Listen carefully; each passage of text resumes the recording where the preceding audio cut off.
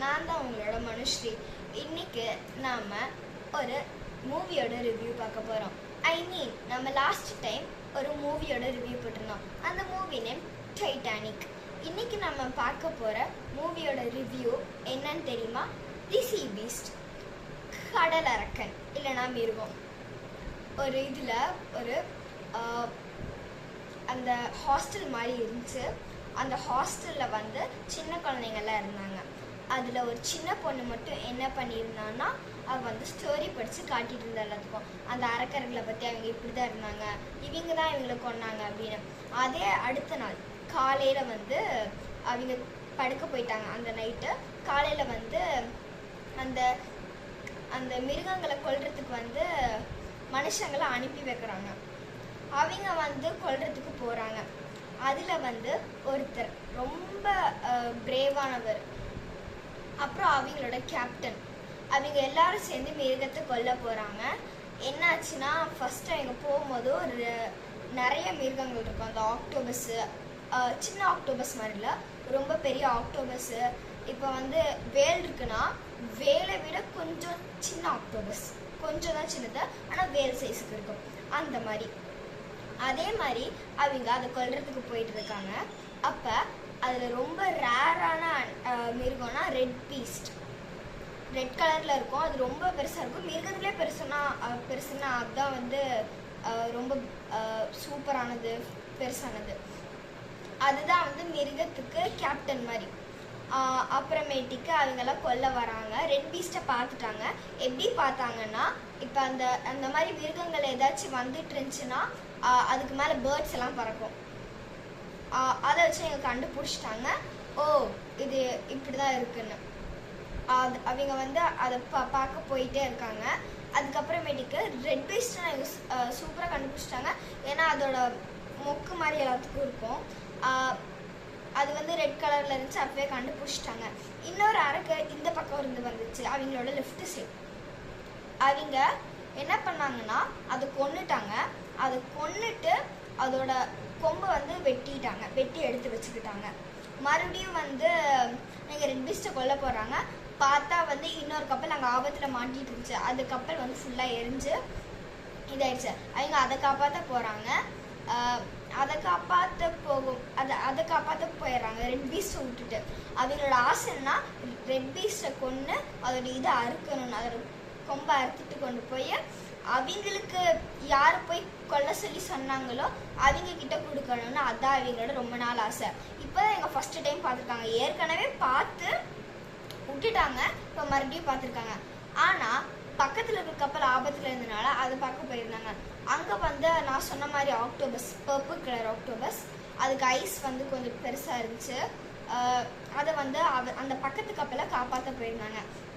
அப்போ அந்த கப்பல் ஒரு அந்த ஆக்டோபஸோட 8 காலால் பிடிக்கப்பட்டிருது. அதை அந்த கேப்டனும் அப்புறம் ஒரு இவன் பிரேவாக இருந்தான்னு நான் சொன்னேன்ல, அவனை அதை பார்த்துடுறாங்க. அதனால் அந்த பிரேவாக இருந்தவன் என்ன பண்ணான்னா, அவனோட கத்தி எடுத்து அதோட ஒரு காலை வெட்டிட்டான் பிடிக்க வரும்போது. அவங்க என்ன பண்ணாங்கன்னா, எப்படி பண்ணாங்கன்னா, எங்கிட்ட ஒரு சிக்னல் மாதிரி இருந்துச்சு. அதை அவங்க அந்த பக்கம் போய் வெடிச்சாங்க. அதை பார்த்து அது அந்த பக்கம் போயிடுச்சு, இவங்கள விட்டுருச்சு. அதனால் இந்த கப்பல் தப்பிச்சிருச்சு. அந்த கப்பல் தான் மாட்டிகிட்டு இருந்துச்சு. அப்போ அவன் வரும்போது கரெக்டாக அந்த பிரேவான பர்சன் அறுத்துட்டாங்க ஒரு காலை மட்டும். அதுக்கு எதுவுமே ஆகலை. ரத்தம் வந்துச்சு, பட் எதுவும் ஆகலை. அது எந்த ஆர்ப்பாட்டும் பண்ணல. ஆனால் கத்த ஆரம்பிச்சிருச்சு. அப்புறமேட்டுக்கு அது இன்னமும் பிடிச்சிட்டு தான் இருந்துச்சு. அந்த கப்பலோட கேப்டன் தான் ரொம்ப வருஷத்துக்கு அவர் தான் கேப்டனு. அவரோட கண்ணு ஒன்று இல்லை.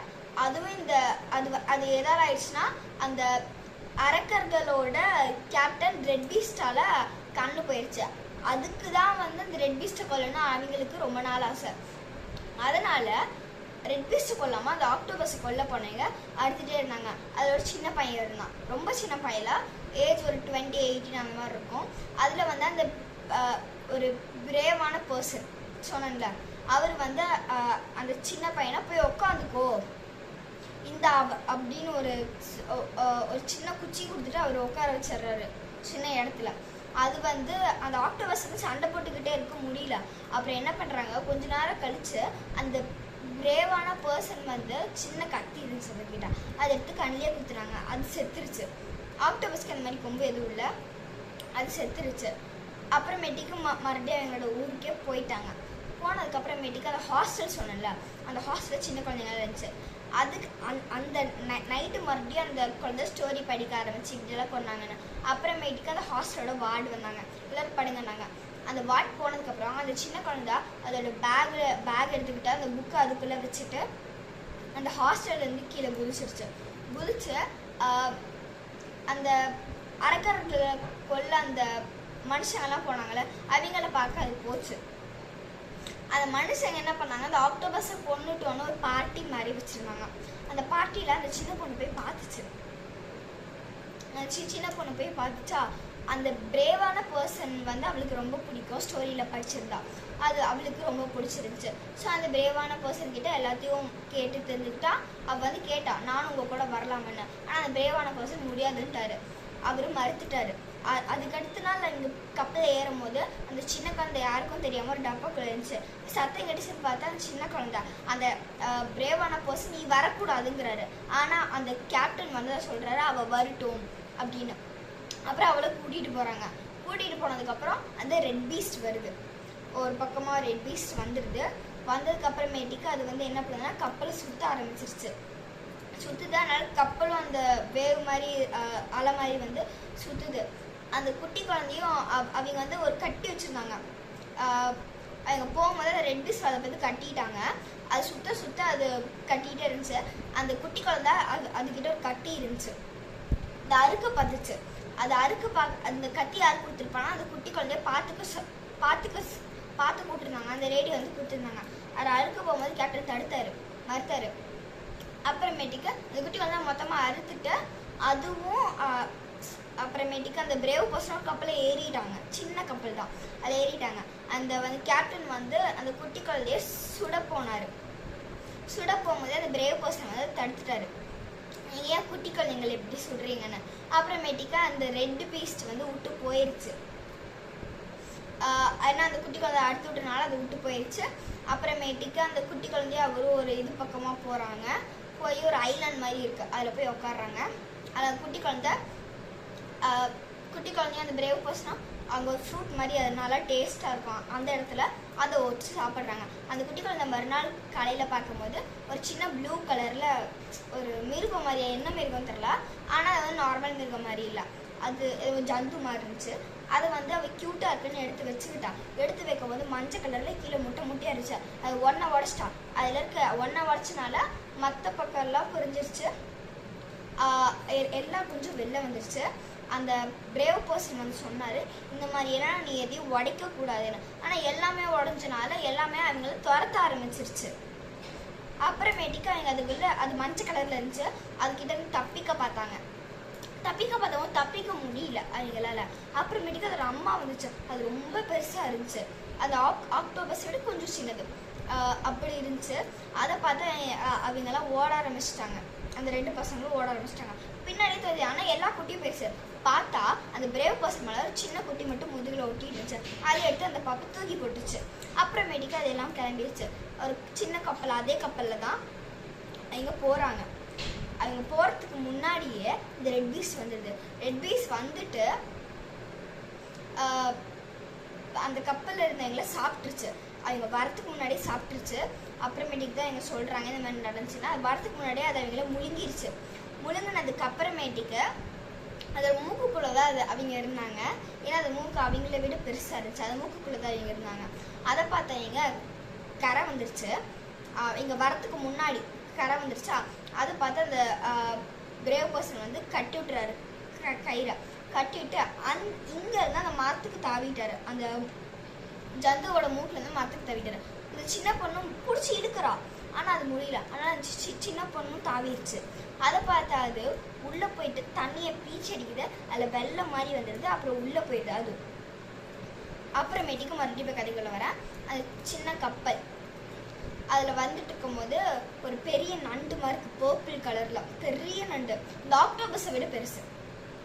அது வந்திருக்காங்க. வந்து எங்களை கடிக்க வரும்போது அந்த சின்ன குழந்தை காப்பாற்ற உதவி கேட்குறான். அப்போ அந்த ரெட் பீஸ் வந்து அந்த நண்டை கொன்றுட்டு அது விட்டுருது எல்லாத்தையும். அப்புறமேட்டுக்கு அந்த ரெட் பீஸ் கிட்ட அந்த குழந்தை நல்லி சொல்லிட்டு மேலே ஏறிக்கிறாங்க. அந்த ரெட் பீஸ் எதுவுமே பண்ணல. என்னை அந்த பக்கம் கூட்டிகிட்டு போகணும் என்னோட இடத்துக்கு அப்படின்னு 2 பேர் கேட்குறாங்க. ஆனால் அந்த சின்ன குழந்தை அந்த பிரேவ் பர்சன் சொல்லிச்சு. ஆனால் அந்த மிருகம் அந்த பிரேவ் பர்சன் சொல்கிறத கேட்கவே, சின்ன குழந்தைக்கு சொல்கிறத மட்டும்தான் கேட்குது. அப்புறமேட்டுக்கு அங்கே லெஃப்ட் டர்னும் ரைட் திரும்பணும்னு அந்த சின்ன குழந்தை சொன்னால் கேட்டுது. அப்புறம் ஒரு பக்கமாக நேராகவே போயிட்டு இருந்துச்சு. அப்புறம் அந்த பிரேவ் பர்சன் லெஃப்ட்டுன்னு சொல்லிட்டு இருக்காரு. அது கேட்கவே இல்லை. வடது பக்கம்னு அது கேட்கவே இல்லை. அந்த சின்ன குழந்தை வந்து அதோட கண்ணுக்கிட்ட இருந்துட்டு இந்த பக்கம் அப்படின்னு கை கடிச்சு அதை பார்த்து அதுவும் மெதுவாக திரும்பிடுச்சு. அப்புறமேட்டுக்கு அதனால காலையில் அந்த சின்ன ப்ளூ கலர் மறுபடியும் வந்துருச்சு.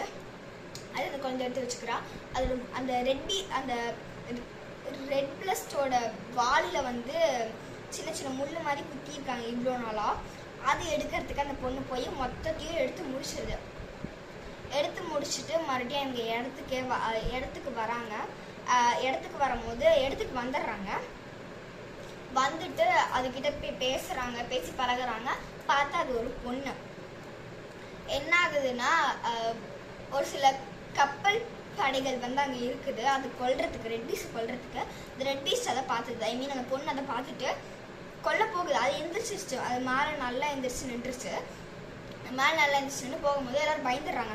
ஆனால் எனக்கு அட்டாக் பண்ணுறேன்னு நிறுத்தல. அட்டாக் பண்ணும்போது அந்த பொண்ணு நீ நிறுத்தி எதுக்கு இப்படி பண்ணுற? அதுக்கு அந்த பிரேவ் ஹீரோ வந்து சொல்கிறான் இப்படி பண்ணக்கூடாதுன்னு. அது கேட்கவே இல்லை.